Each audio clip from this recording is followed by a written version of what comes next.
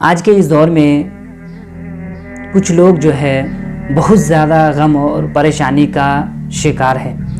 کوئی باپ کے مرنے کے غم اور پریشانی میں مبتلا ہے تو کوئی بھائی کے جدائی سے پریشان ہے، کوئی دوستوں کے جدائی سے پریشان ہے تو کوئی اپنی زندگی کے حالات سے پریشان ہے، کوئی گھریلو معاملات کی وجہ سے بہت زیادہ پریشان ہے۔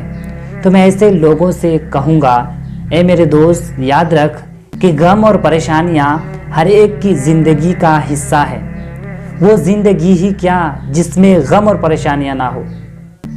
غم اور پریشانیاں یہ زندگی کا حصہ ہے۔